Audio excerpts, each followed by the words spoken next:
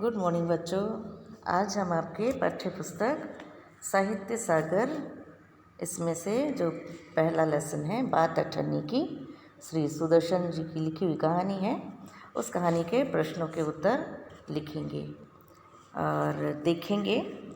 और आपको जो 3 प्रश्न दिए गए हैं उनके बाद आपको 4th नंबर और 5th नंबर और 6th नंबर का प्रश्न का उत्तर आपको अपने नोटबुक में लिखना है। इसमें पहला जो प्रश्न है मैं आपको बता दी हूँ। 3rd प्रश्न के बाद आपका 4th नंबर का प्रश्न होगा।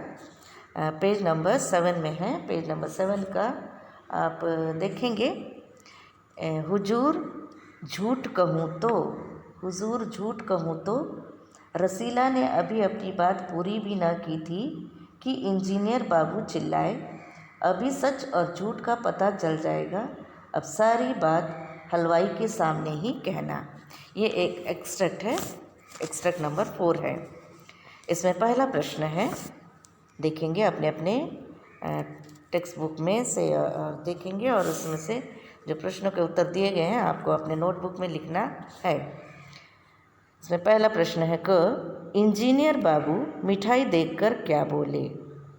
इसका उत्तर होगा, इंजीनियर बाबू ने जब मिठाई देखी तो वे चौंक उठे और बोले कि यह मिठाई 5 रुपए की है। रसीला के चेहरे का रंग उड़ा देखकर वह उसकी बेईमानी समझ गए थे। और यह है उसका उत्तर। ख नंबर है, इंजीनियर बाबू के चिल्लाने का क्या कारण था। इसका उत्तर है, इंजीनियर बाबू के बार बार यह पूछने पर कि यह मिठाई 5 रुपए की है, इस पर रसीला यही दोहराता रहा कि हाँ हुजूर, यह 5 रुपए की मिठाई है। इस पर वह क्रोधित हो गए और उस पर चिल्ला कर बोले, चल उस हलवाई के पास, अभी सब कुछ पता चल जाएगा। इंजीनियर बाबू के चिल्लाने का ये कारण था कि बार बार रसीला जब दोहरा रहा था कि हाँ हुजूर, ये 5 रुपए की मिठाई है, तो वो गुस्सा हो गए, क्रोधित हो गए और चिल्ला कर बोले, चल उस हलवाई के पास चल, अभी सब कुछ सच और झूठ का पता चल जाएगा। 3rd नंबर का प्रश्न है, सच और झूठ का पता लगाने के लिए जगत बाबू ने क्या किया। बाबू जगत सिंह ने क्या किया। इसका उत्तर है, मिठाई देखकर इंजीनियर बाबू क्रोधित हो गए और सच न बताने पर उन्होंने रसीला के मुंह पर एक तमाचा मारा और हलवाई के पास चलने को कहा। उन्होंने कहा, चल मेरे साथ वहीं जहाँ से तू यह मिठाई लाया है, अभी सच और झूठ का पता चल जाएगा और अब अपनी सारी बात उस हलवाई के सामने ही कहना। सच और झूठ का पता लगाने के लिए जगत बाबू ने ये किया कि उसे तमाचा मारा और हलवाई के पास चलने के लिए कहा। और उसने ये भी कहा कि यह मिठाई जहाँ से तुम लाए हो वहीं पर तुम चलो, अभी सच और झूठ का पता चल जाएगा। 4th नंबर का प्रश्न है, घ नंबर का, इंजीनियर बाबू का नौकर के प्रति क्रूर व्यवहार किस ओर संकेत करता है। इसका उत्तर है, नौकर द्वारा मिठाई में से केवल अठन्नी बचाने को लेकर इंजीनियर बाबू उसे बेइज्जत करते हैं। 5 रुपए जो दिए गए थे मिठाई लाने के लिए, उसमें से उसने अठन्नी बचाया था, तो इसी कारण वे उसे बेइज्जत करते हैं तथा उसके साथ मारपीट भी करते हैं, मार पिटाई करते हैं, उसे तमाचा मारते हैं। इतना ही नहीं, वह पुलिस को 5 रुपए देकर उसे पिटवाते भी हैं। उसे पुलिस को रिश्वत दे के 5 रुपए से उसे कबुलवाने के लिए कहते हैं तथा 6 महीने की सज़ा भी दिलवाते हैं। इससे उच्च वर्ग की क्रूरता, असंवेदना व अमानवीय व्यवहार का पता चलता है। यह है आपका एक्सट्रैक्ट नंबर 4। इसके बाद है 5th नंबर, पेज नंबर 8 में है आपका एक्सट्रैक्ट। उसने कोई बहाना ना बनाया, और पेज नंबर 8 में है, और इसने कोई बहाना नहीं बनाया। चाहता तो कह सकता था कि यह साजिश है, मैं नौकरी नहीं करना चाहता, इसलिए हलवाई से मिलकर मुझे फंसा रहे हैं, पर एक और अपराध करने का साहस वह न जुटा पाया, उसकी आंखें खुल गई थीं। यहाँ पर प्रश्न नंबर 1 है कि किसे कौन फंसा रहा था, उसने क्या अपराध किया था। इसका उत्तर है इंजीनियर बाबू जगत सिंह रसीला को फंसा रहे थे। रसीला इंजीनियर बाबू के यहाँ नौकर था। उसे वहाँ बहुत कम वेतन मिलता था।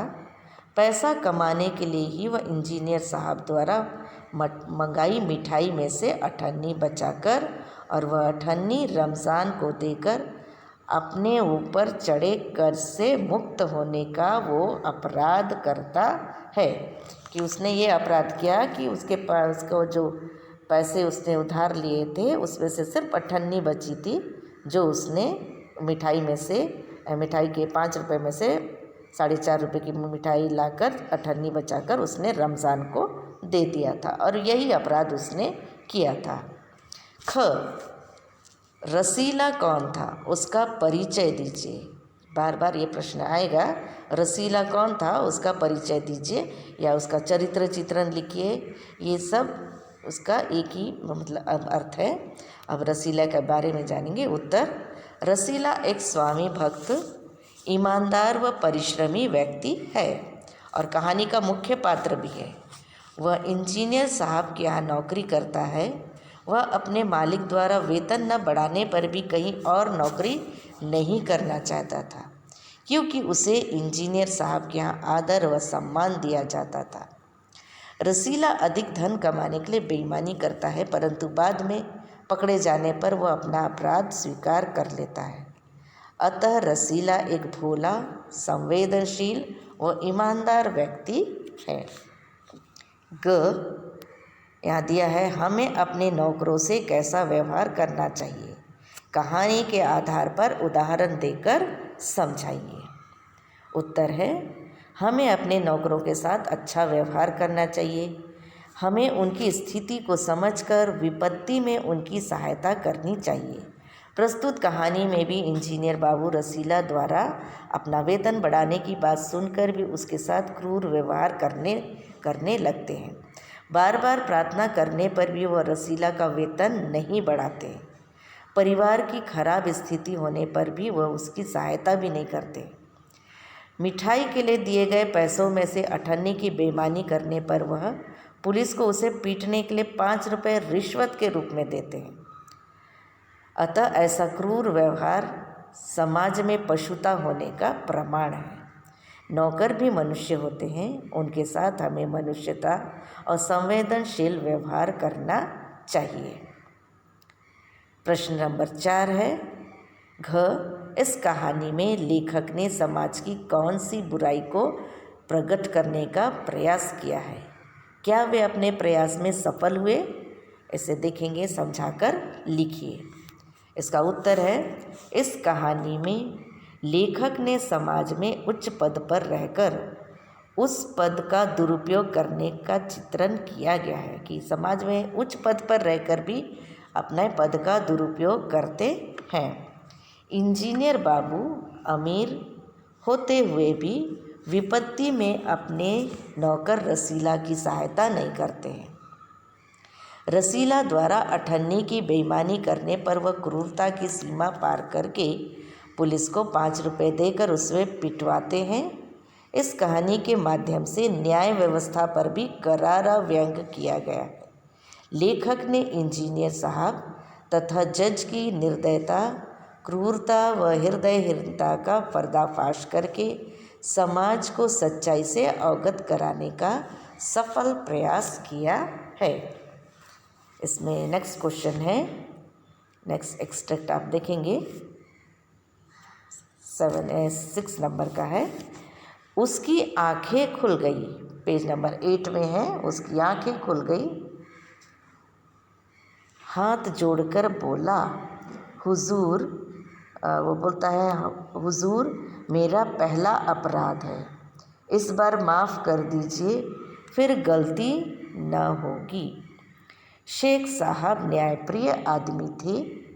उन्होंने रसीला को 6 महीने की सज़ा सुना दी और रुमाल से मुंह पोंछा।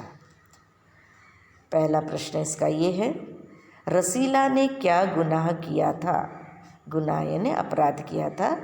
उसका मुकदमा किसके सामने पेश हुआ? रसीला ने अठन्नी की बेईमानी की थी। उसने 4.5 रुपये की मिठाई लाकर 50 पैसे अपने पास रख लिए थे। ये उसकी बेईमानी थी, अठन्नी की बेईमानी की थी। उसका मुकदमा, प्रश्न नंबर 2 है इसी में, उसका मुकदमा शेख सलीमुद्दीन साहब जो जिला मजिस्ट्रेट थे उनकी कचहरी में पेश किया गया था। ख नंबर का प्रश्न है, रसीला चाहता तो झूठ बोल सकता था लेकिन उसने सच क्यों बोला? वो झूठ बोल सकता था लेकिन उसने सच क्यों कहा?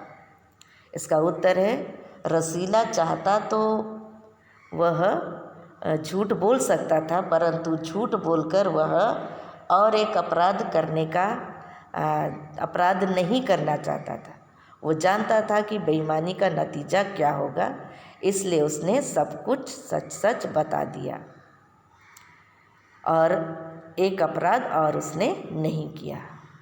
ग, रसीला को उसके द्वारा किए गए अपराध की क्या सज़ा मिली?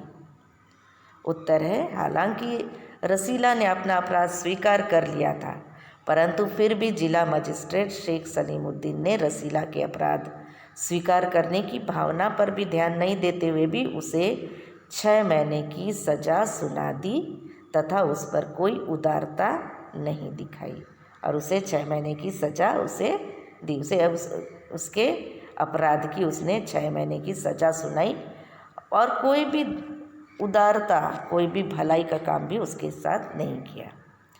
घ नंबर का प्रश्न है, 4th नंबर क्वेश्चन, शेख साहब का व्यक्तित्व कैसा था, स्पष्ट कीजिए।